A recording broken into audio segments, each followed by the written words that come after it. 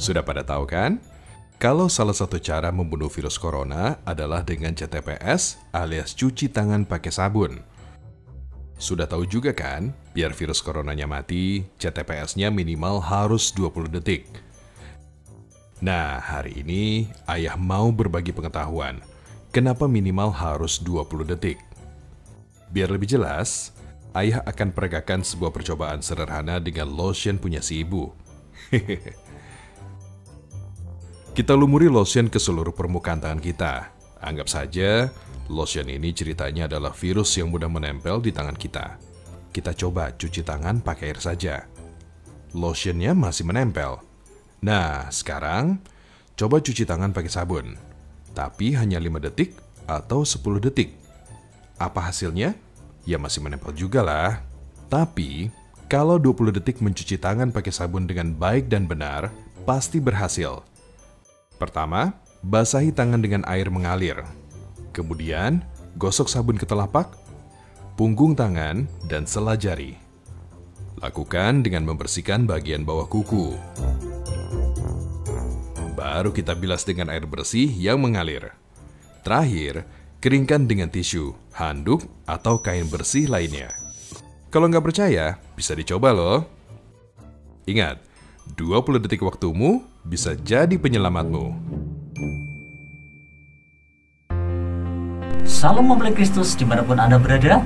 Di masa-masa seperti ini, mari kita bersama-sama lebih mendekat kepada Tuhan, mencari hadirat Tuhan, mencari tahu apa kehendak Tuhan di dalam setiap kita. Dan melalui acara Revival at Home ini, biarlah kita semakin tahu setiap rencana Tuhan di dalam kehidupan kita, di dalam setiap keluarga kita. Biarlah melalui Revival at Home ini, Tuhan melawat setiap keluarga kita dan menjadikan setiap keluarga kita menjadi keluarga yang berkemenangan. Stay at home bersama Revival at Home. Tuhan memberkati. Shalom Bapak Saudara yang terkasih dalam Tuhan Yesus Kristus. Senang rasanya bisa bertemu maupun lewat virtual. Tapi semua karena anugerahnya, semua karena kasihnya. Karena Dia adalah penolong yang setia dalam hidup kita. Sebelumnya mari sama-sama kita berdoa. Terima kasih Tuhan buat kesempatan yang Kau berikan buat kami pada saat ini. Semua karena anugerah-Mu, semua karena kasih-Mu dalam hidup kami. Kami percaya Engkau adalah penolong kami yang setia. Engkau adalah penopang hidup kami. Engkau adalah kekuatan hidup kami. Kami percaya padamu Yesus. Biarlah penyembahan kami, hati kami pada malam hari ini, biarlah berbau harum di hadapan-Mu dan Engkau berkenan mengubahkan hidup kami. Terima kasih Yesus. Di dalam nama Tuhan Yesus Kristus. Haleluya. Amin.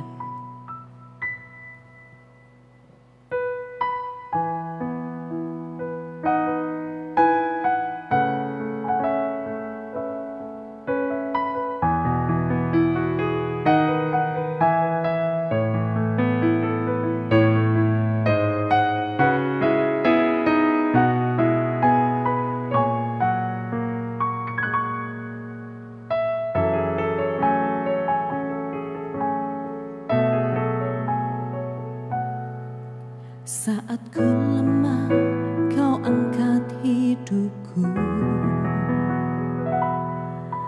Saat ku jatuh, Kau topang tanganku. Kau penolongku yang setia, ku percaya padamu. Juru selamatku, tempat pengharapanku.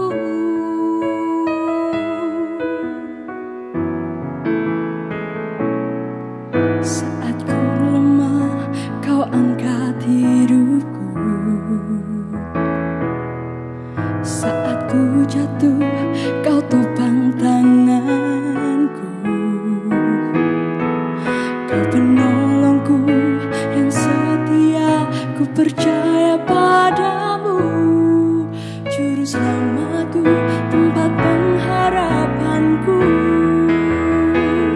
Aku percaya janji-Mu ya dan amin. Kasih-Mu setia di dalam hidupku.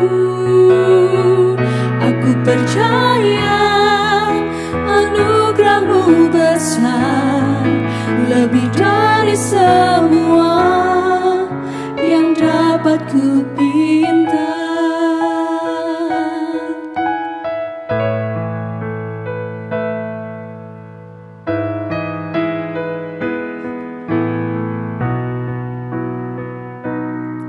Saat ku lemah, kau angkat hidup. Saat ku jatuh, kau topang tanganku. Kau penolongku yang setia, ku percaya padamu. Juru selamatku, tempat pengharapanku.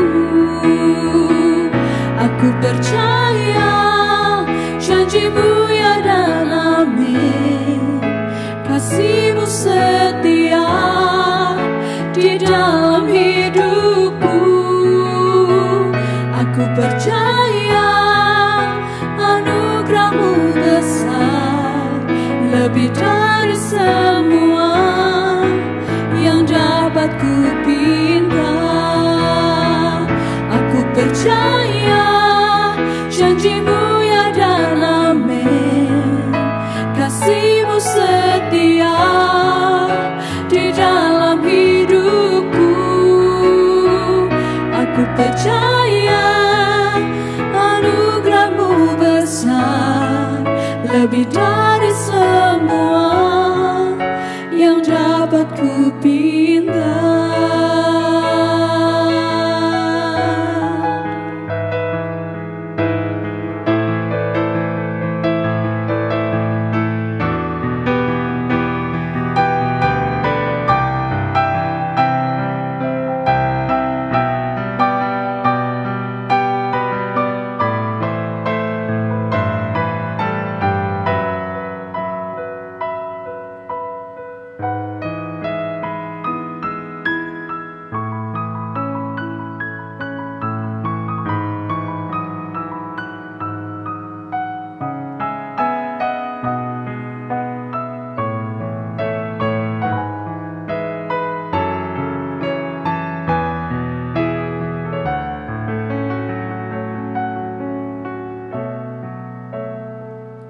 Aku percaya janjimu ya dan amin.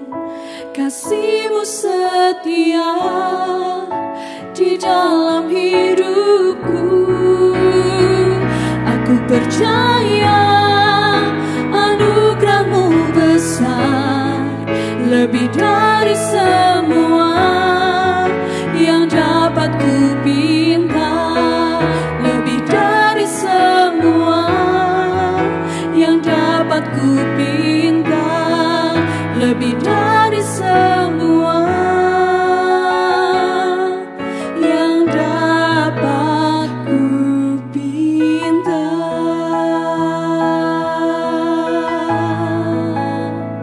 Oh Yesus.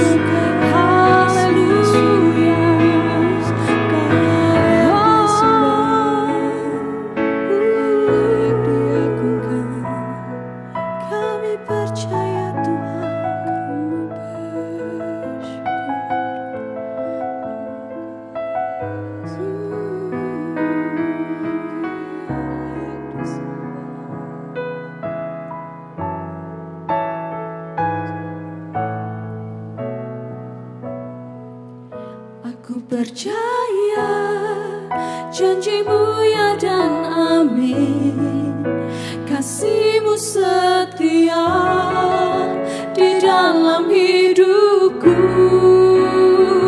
Aku percaya anugerah-Mu besar, lebih dari semua yang dapat ku pinta.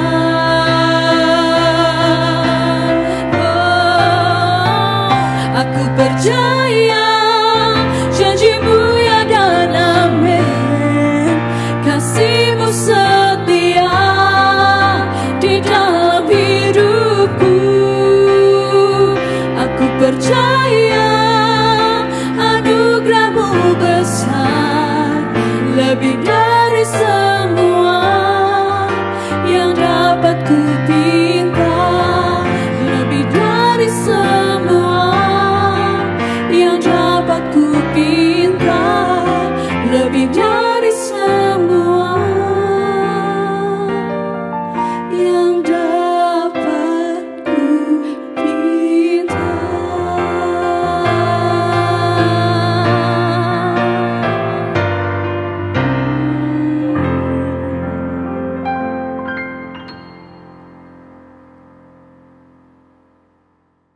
Nah, khotbah kali ini saya beri judul Miss Queen.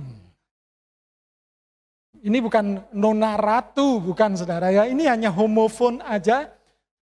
Pengucapannya sama, tetapi artinya beda.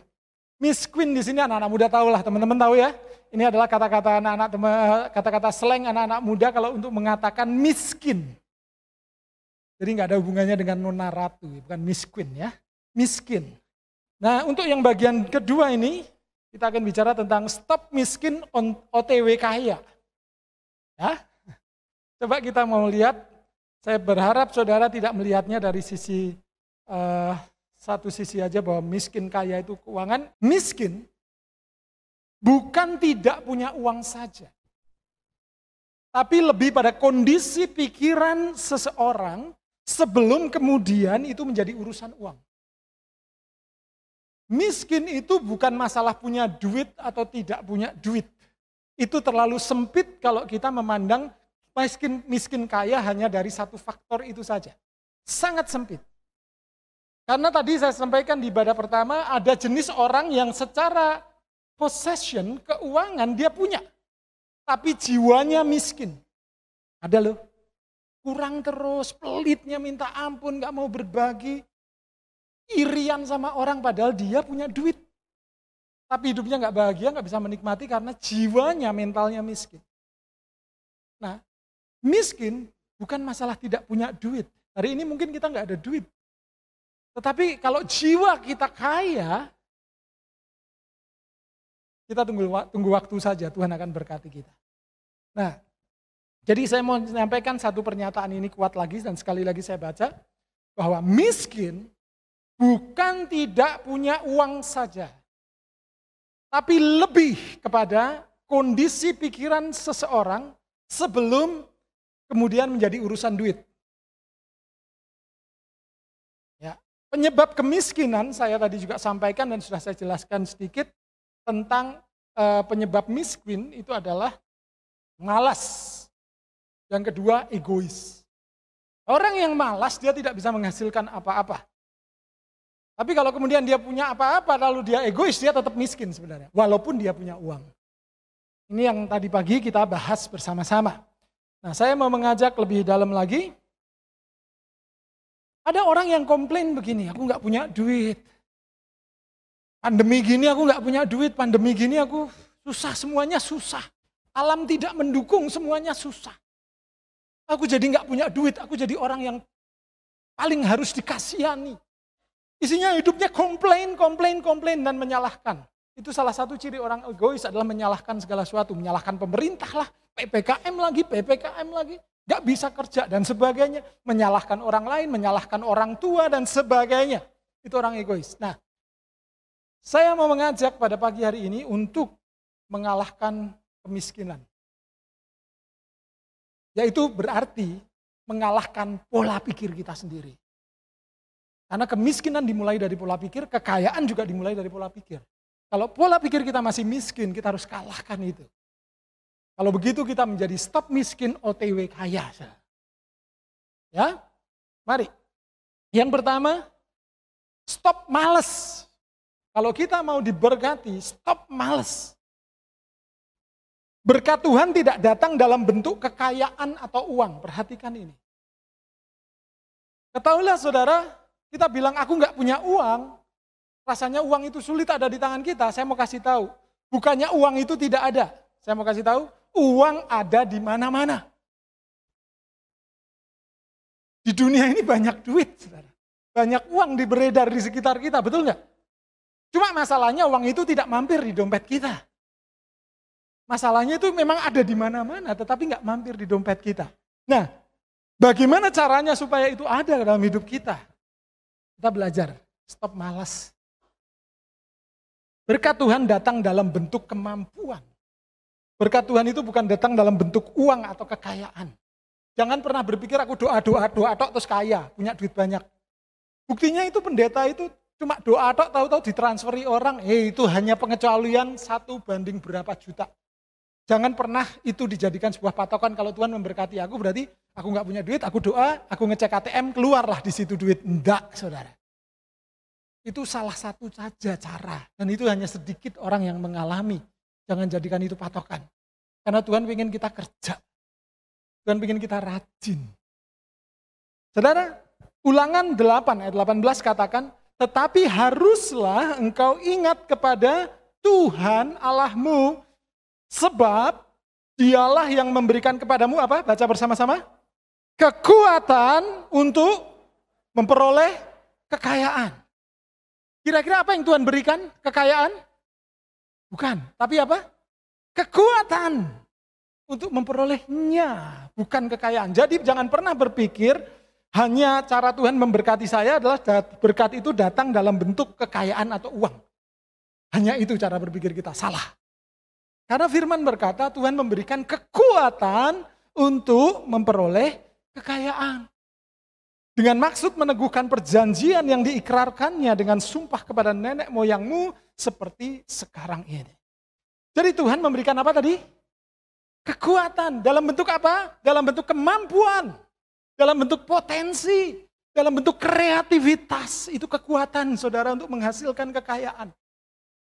Jadi Tuhan tidak memberi ikan, Tuhan memberi kail. Tuhan tidak memberi kekayaan, harta benda, memberikan uang, tetapi Tuhan memberi potensi. Dan potensi itu akan berguna kalau kita rajin. Potensi itu akan menjadi sangat membantu kita kalau kita tidak malas. Jadi perhatikan ini, kenapa Tuhan ingin kita kerja. Ya, karena itu tadi. Ada potensi yang Tuhan taruh.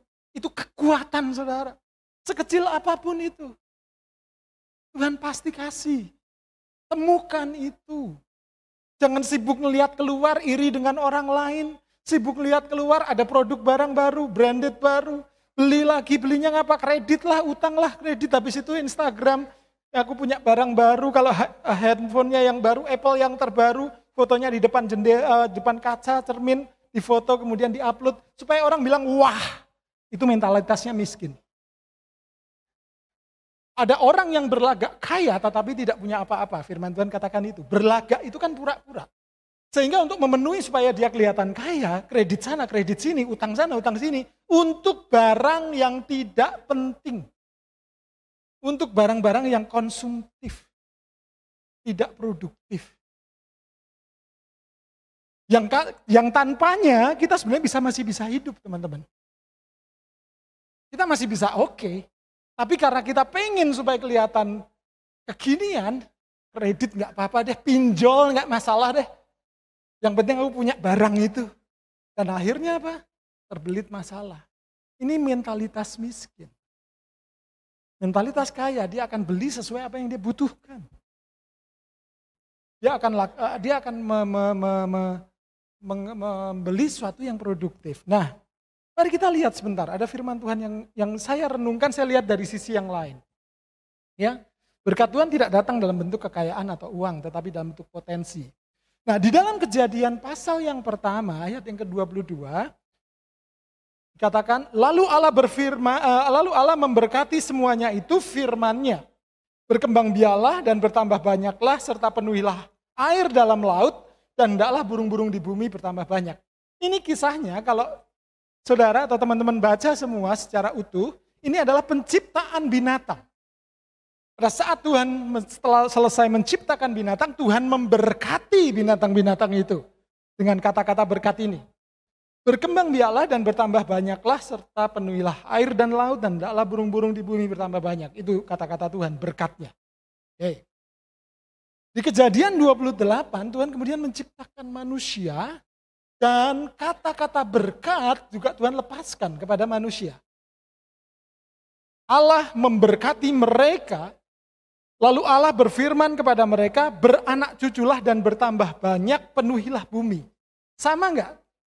Sama ya, itunya ya, berkatnya sama. Pada saat Tuhan menciptakan binatang dan Tuhan menciptakan manusia. Beranak cuculah dan bertambahlah banyak, penuhilah bumi.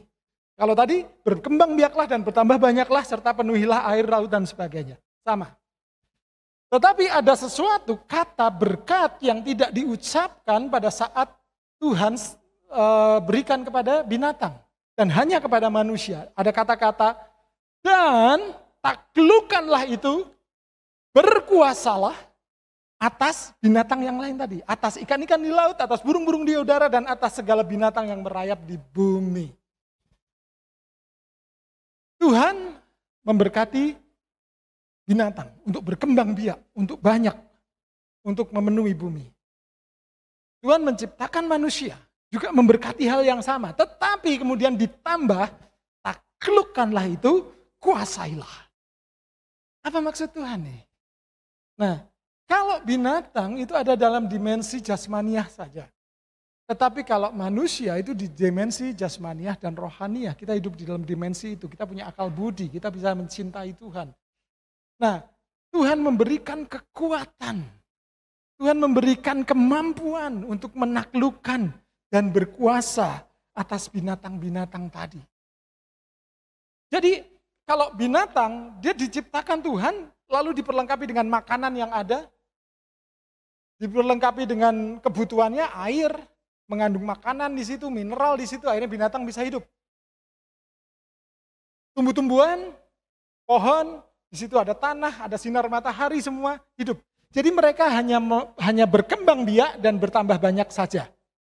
Tetapi manusia selain disediakan itu semua untuk berkembang biak dan bertambah banyak, manusia diberi kuasa untuk mengelola, untuk melakukan sesuatu atas ciptaan yang lain. Dan ini dibutuhkan kreativitas sehingga muncul produk-produk yang lain. Saudara pakai kertas, saudara pakai apalagi tempat tidur, saudara punya meja, saudara punya hal-hal lain. Itu dari bahan yang sama yang Tuhan sediakan, yaitu pohon. Oleh karena kreativitas, adanya taklukan dan kuasai, muncullah kreativitas, jadilah kertas, kursi, meja, dan macam-macam. Dikatakan untuk menguasai binatang-binatang. Muncullah produk-produk dari itu. Ada keju, apalagi ada produk-produk telur yang kita bisa masak jadi roti berkembang lagi jadi apa. Hanya manusia yang sanggup lakukan itu. Karena Tuhan memberikan kemampuan, kekuatan, produktivitas, kreativitas untuk mengembangkan apa yang dipercayakan dalam hidupnya. Dan hanya orang yang rajin, dia yang akan menuai itu. Taklukkanlah dan berkuasalah bicara tentang jadilah produktif dalam hidup saudara. Untuk mengubah bahan baku menjadi sebuah produk diperlukan yang namanya kreativitas. Bahan baku tidak akan jadi apa-apa di tangan pemalas. Bahan baku tetap bahan baku dan tidak jadi sebuah produk baru di tangan pemalas. Tuhan mau itu ada di tangan orang rajin dan berkembang. Taklukkan, kuasai. Dan ini hanya diberikan kepada manusia. Kepada ciptaan lain Tuhan hanya ingin berkembang biak saja. Tapi kepada manusia produktiflah. Jadilah produktif. Makanya sindiran keras sekali di Amsal bagi orang-orang pemalas yang harusnya bisa produktif, malah disuruh belajar kepada semut. Satir banget, saudara. Suruh belajar kepada semut, binatang yang enggak dianggap apa-apa. Binatang itu sebenarnya juga ya lakukan nalurinya saja, tetapi manusia yang malas disuruh belajar dari semut. Belajarlah kepada semut dan jadilah bijak. Karena orang malas itu gak asik, toksik kali. Kita punya teman males banget, toksik ya. Diajak produktif susah, dikasih modal hancur. Tapi minta terus. Tapi ganggu terus. Yaudah dah, daripada ganggu tak kasih modal kerja sana. Dikasih modal, modalnya dipakai, dianya gak kerja. Pemalas dikatakan dalam Amsal tidur sebentar lagi, berbaring sebentar lagi, melipat tangan sebentar lagi. Lalu datanglah kemiskinan seperti orang yang menyerbu. Artinya apa? Engkau akan dipaksa miskin kalau engkau malas. Firman Tuhan berkata begitu. Makanya belajarlah dari semut. Ini perendahan banget, ini satir banget loh saudara. Kok kau nggak belajar dari singa yang gagah, nggak belajar dari burung Raja Wali yang anggun, gagah, perkasa, nggak belajar dari gajah yang kuat, nggak belajar dari burung merak yang anggun gitu, enggak. Belajar dari semut yang nggak dianggap. Tapi jadilah bijak setelah engkau belajar dari semut. Malas, saudara. Jangan malas. Kemiskinan adalah sebab dari sebuah akibat. Kemiskinan adalah akibat dari sebuah sebab, Dan sebab itu adalah kemalasan. Kemiskinan tidak terjadi begitu saja. Kemiskinan muncul sebagai produk dari kemalasan. Saya tahu di sini banyak anak-anak muda, jangan malas. Miliki hati yang rajin, miliki mentalitas kaya. Bagaimana caranya? Ini saya tahu pandemi, tapi jangan jadi generasi rebahan dong. Tidur sebentar lagi, bangun sebentar lagi, tidur lagi sebentar lagi, itu malas. Produktif lah. Handphonemu jangan buat nge-game terus, handphonemu bisa buat dagang kali, bisa buat jualan kali. Reseller, tapi gak punya modal. Dropshipper, gak pakai modal. Jualan, malu, nah itulah malas. Mentalitasnya miskin tapi pengennya banyak. Gak bisa. Kalian yang mungkin, aku kan masih tergantung sama orang tua. Oke, kalau gue memang mentalitasnya rajin, ngomong ke mama, papamu, mah, kosnya aku sendiri yang bayar. Lo kamu dapat mana? Aku mau kerja. Aku mau coba ini, jualan ini. Kosnya aku yang bayar, papa mama ngurusin bayar kuliahnya aja. Hebat itu. Mentalitasnya kaya, walaupun belum punya uang. Ada orang yang kaya, punya uang, mentalitasnya kaya. Ada orang yang belum punya uang, mentalitasnya kaya. Mungkin kayak kita ini mahasiswa juga masih tergantung orang tua, belum punya uang, tapi miliki mentalitas yang kaya. Hati yang ingin menolong orang lain, hati yang cepat tanggap, hati yang ingin meringankan beban orang lain, termasuk beban orang tuamu, mentalitasmu kaya. Tapi juga ada orang yang punya uang, tapi mentalitasnya miskin. Ada, banyak. Itu biasanya aji mumpung. Mumpung jadi anggota DPR. Mumpung gajinya 70-80 juta, mumpung dapat duit segitu banyak. Heran ya, ini lagi booming ya, lagi viral ya, tentang gaji DPR yang sedang dibahas. Herannya mereka dapat hampir miliaran begitu, kok ya masih ada yang korupsi. Itu mentalitasnya miskin walaupun mereka punya duit. Dan firman Tuhan berkata lebih baik orang muda yang miskin tetapi berhikmat daripada orang yang kaya yang berliku-liku jalannya. Di mata Tuhan, orang punya uang, mentalitas miskin itu lebih buruk daripada orang yang belum punya uang, mentalitasnya kaya. Nah, ada juga orang yang golongan keempat nih, gak punya duit, mentalitasnya miskin. Ya tadi itu, kredit mana-mana hanya untuk kelihatan wah. Supaya tidak ketinggalan zaman. Dia FOMO, fear of missing out, takut ketinggalan. Dia punya FOMO. Anak-anak muda sekarang kan bilangnya gitu. Takut ketinggalan, takut kuno, takut gak kekinian. Akhirnya apapun dilakukan untuk dapat. Kreativitas muncul, nah pada saat manusia dibatasi. Kreativitas itu kebanyakan muncul di sana, saudara. Makanya di pandemi ini jangan bilang, gara-gara pandemi aku jadi nggak bisa apa-apa. Salah. Di dalam pandemi ini banyak muncul kreativitas luar biasa. Saya lihat dulu orang-orang yang tidak biasa jualan sekarang jadi jualan dan laku. Saudara. Jadi kreatif. Dulu sebelum dipecat dari pekerjaan nggak cuma menggantungkan diri dari gaji, sekarang setelah tidak punya kerjaan jadi membangun sebuah usaha baru dan dapat penghasilan. Dulu mungkin dia nggak pernah main cryptocurrency atau dulu nggak pernah investasi di mana-mana, sekarang ikut-ikutan dan mulai belajar.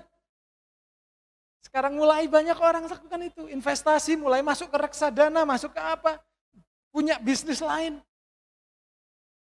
Ini waktunya sudah terbuka lebar, cuma kita mau atau enggak, males atau enggak, cuma itu pilihannya. Ada semuanya, saudara. Yang berdiri di sini di depan saudara ini, saya juga jualan, saya jualan salad, saudara. Kelilingan juga. Tapi menarik, itu belum pernah saya lakukan sebelum pandemi, tapi gara-gara pandemi saya jadi jualan. Malu enggak, seneng. Saudara bisa lakukan banyak hal. Saudara bisa lakukan banyak hal. Banyak hal yang bisa saudara bangun. Kreativitas muncul pada saat manusia pada saat dibatasi bahkan. Jadi sebenarnya nggak ada alasan orang ngomong gara-gara pandemi aku nggak bisa ngapa-ngapain. Itu males aja.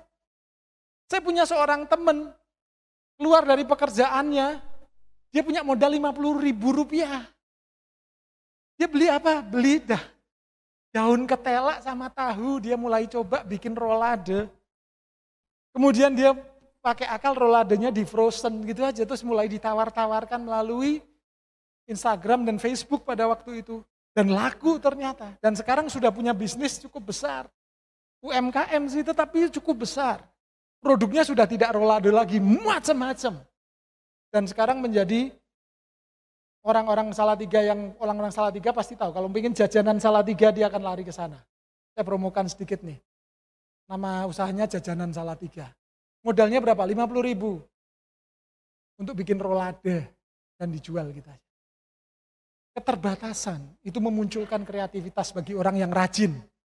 Tapi keterbatasan akan mengunci orang-orang malas sehingga kemiskinan datang menyerbu. Ini waktunya saudara mulai bangkit, bongkar. Jangan malas lagi. Kita yuk, ini khotbah bukan buat saudara loh, ini buat saya terlebih dahulu. Saya tadi bilang ini progres buat saya untuk berubah. Saya mengajak saudara yang mau untuk berubah. Ya. Uang, nah kalau orang sudah bisa mengubah bahan baku menjadi sebuah produk, dan produk itu kemudian dibutuhkan oleh orang lain, itu uang akan datang dengan sendirinya kok. Jadi uang itu ada di mana-mana, cuma kita bagaimana caranya untuk membawanya ke dompet kita. Caranya yaitu tadi, rajin, kreatif, produktif. Sehingga membawanya ke kita. Karena apa? Uang adalah nilai finansial dari semua produk yang dihasilkan. Oleh sebab itu, ubah bahan baku menjadi produk dengan kreativitas Anda. Supaya kita kreatif, bergaulah dengan kreator. Supaya kita punya ide baru, bergaulah dekat dengan Tuhan. Ada ibu-ibu di usia 73, males nganggur di pandemi, jangan sampai aku nganggur, Tuhan kasih, dia pegang asam, tak tahu Tuhan kasih hikmat, padahal asam itu sebenarnya mau buat masak. Akhirnya dia pesen asam lagi dan dibuat jadi sirup asam. Dan ternyata itu digemari selama masa pandemi, dan bahkan dikirim ke kota-kota lain dalam bentuk dus-dus besar. Saudara, kalau mau kreatif, bergaulah dengan kreator. Tuhan akan kasih hikmat. Tuhan itu sudah kasih kekuatan untuk memperoleh kekayaan. Jangan hanya berharap doa telepok datang mimpi. Itu halu, saudara. Ikut Tuhan itu sebuah tindakan, action. Dan di situ dikatakan, Tuhan memberikan kekuatan untuk memperoleh kekayaan. Bukan kekayaannya, kekuatannya. Produktivitas, kreativitas untuk mengubah bahan baku yang Tuhan sediakan untuk menjadi sebuah produk. Dan produk itu akan terkonversi menjadi uang. Saya tidak ngomong tentang yuk cari duit dan sebagainya. Saya ngomong tentang yuk rajin, yuk jangan malas. Itu aja. Itu poinnya. Jangan salah mengerti. Saya cuma ngajak yuk rajin, yuk jangan malas. Loh saya ini hamba Tuhan jadi doa aja cukup. No. No way Jose. Semua orang harus rajin. Gak ada pengecualian. Jadilah expert di bidangmu apapun itu. Orang yang ahli akan berdiri di hadapan raja-raja kata firman Tuhan. Bukan di hadapan orang hina. Jadilah ahli. Ahli dalam memasak. Ahli dalam apa lagi? Kalian mungkin ahli dalam membuat programmer. Menjadi seorang programmer. Ahli dalam apa lagi? Ahli dalam apapun, bahkan ahlilah TikTokan. Kalau itu memang bisa dimonetize. Tapi yang penting rajin maksud saya. Jangan males. Oke. Yang kedua, karena musuh dari kemiskinan adalah kemalasan dan egois. Yang kedua, stop egois. Rencana Tuhan tidak tergantung dari seberapa besar uang di tangan Anda. Jangan pernah merasa bahwa Tuhan akan bekerja kalau saya punya duit dulu dong. Kalau saya punya modal dulu, baru Tuhan akan melakukan pekerjaannya. Tidak, Tuhan tidak tergantung itu. Ini kisah saya baca secepatnya aja, Yohanes 6 ayat 5 sampai dengan 13. Ini tentang 5 roti 2 ikan. Ketika orang banyak ingin makan dan kemudian melihat keuangan cuma 200 dinar, nggak cukup. Duitnya nggak cukup. Tapi apakah karena duit nggak cukup rencana Tuhan batal untuk memberi makan 5.000 orang? Sama sekali tidak. Rencana Tuhan tetap terjadi. Bahkan duitnya nggak dipakai. Jadi rencana Tuhan tidak tergantung pada seberapa besar uang di tangan Anda. Rencana Tuhan akan tetap terjadi seberapa besar, seberapa banyak saudara mau memberi kepada Tuhan. Egois harus dilawan dengan murah hati. Mengalahkan egois dalam diri kita harus lakukan kemurahan hati. Bukan kemampuan menerima, tetapi kemampuan memberilah yang menjadikan mujizat Tuhan terjadi.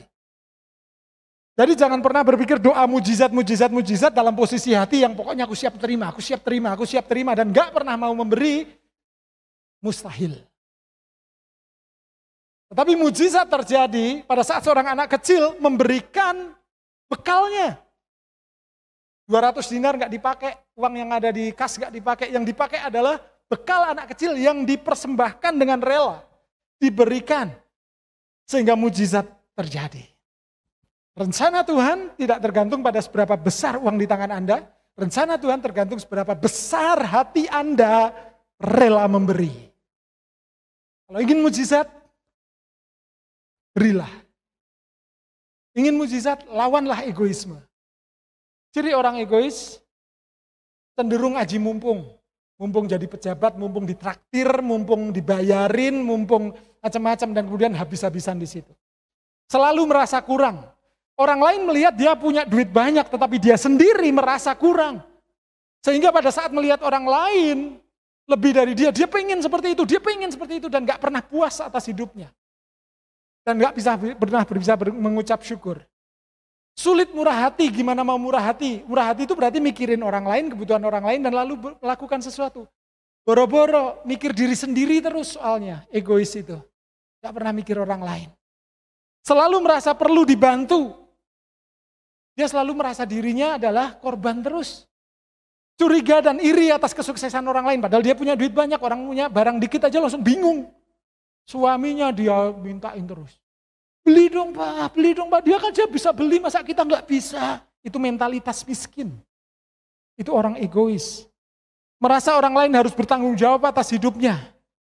Ini kalian yang belum menikah, saya mau kasih tahu.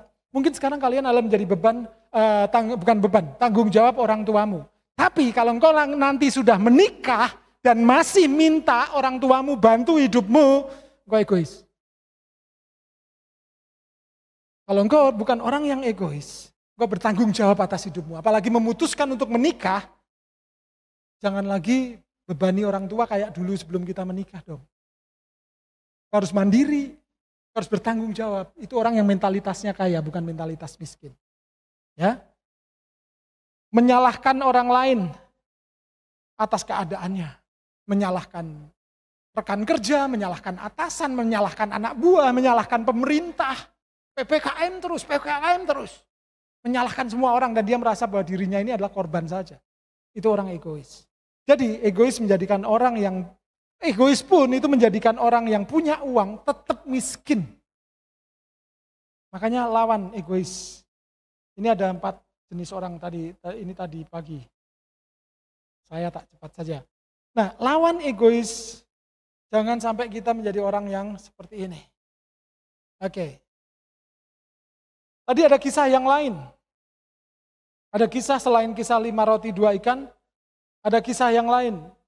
1 Raja-Raja 17, seorang janda Sarfat yang hanya memiliki sedikit dan kalau itu diolah dan dimakan sendiri bersama anaknya, lalu mati.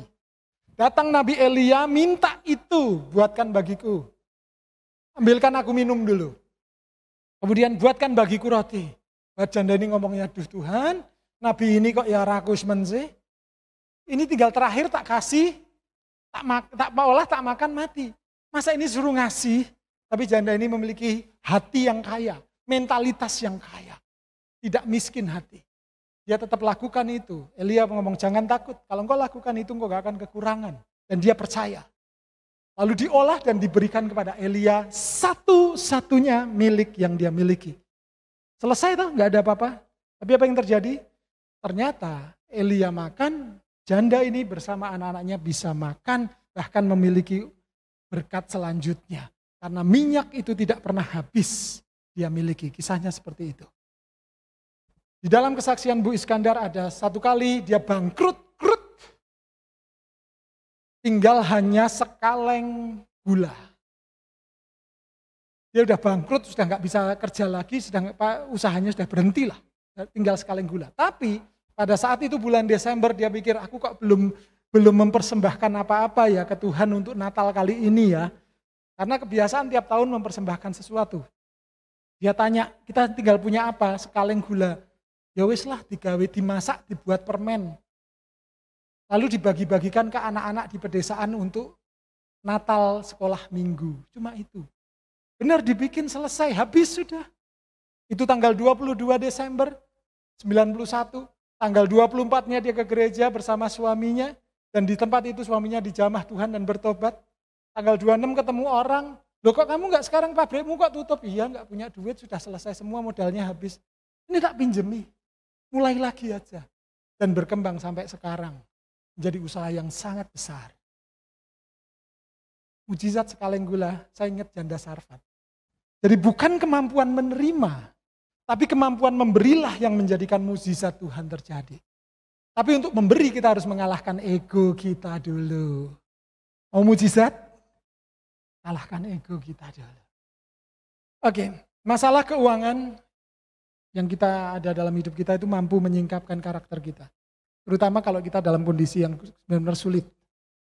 Kebetulan saya sekarang mengelola di koperasi, bicara tentang simpan pinjam dan sebagainya, berhubungan dengan orang-orang yang juga simpan pinjam dan menemukan karakter-karakter banyak orang.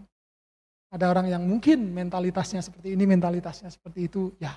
Tapi saya belajar bahwa masalah keuangan mampu menyingkapkan karakter seseorang.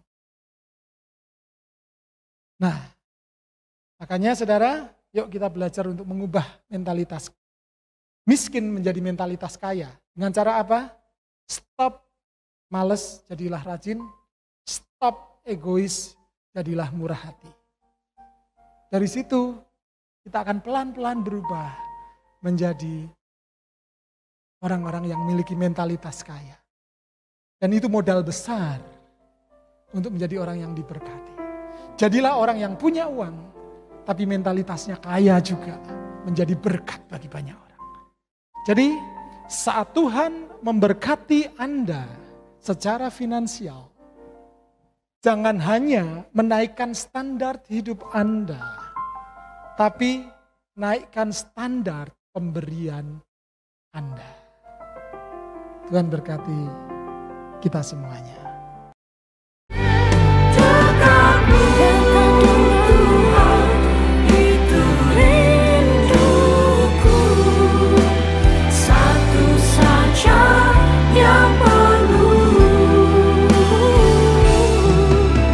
Satu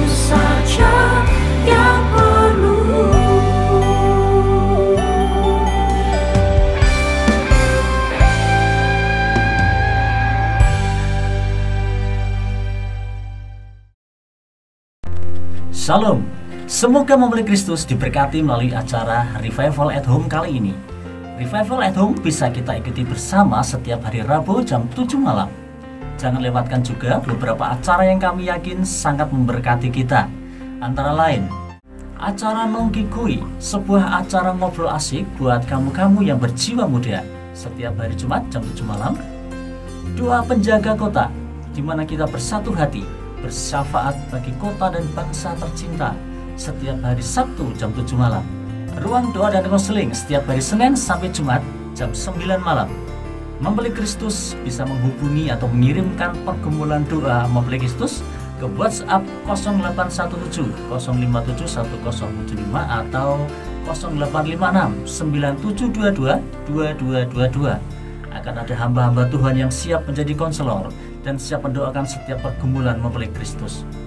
Kuasanya tak terbatas. Sebuah acara yang berisi kesaksian-kesaksian serta firman yang akan menguatkan setiap kita setiap hari Senin jam 7 malam.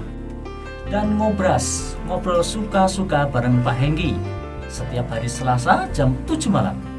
Mau ngobrol ringan tentang sesuatu yang lagi happening? Ya, di sini tempatnya. Seluruh acara tersebut bisa Membeli Kristus akses melalui on air radio Betania FM, fanpage Facebook Betania FM di 107,7 MHz, streaming radio di link radiobetani.radio12345.com, serta YouTube Gereja Betani Salatiga. Kami mendoakan seluruh Membeli Kristus dalam keadaan yang sehat dan diberkati oleh Tuhan. Stay healthy and stay happy. God bless. Tuhan memberkati.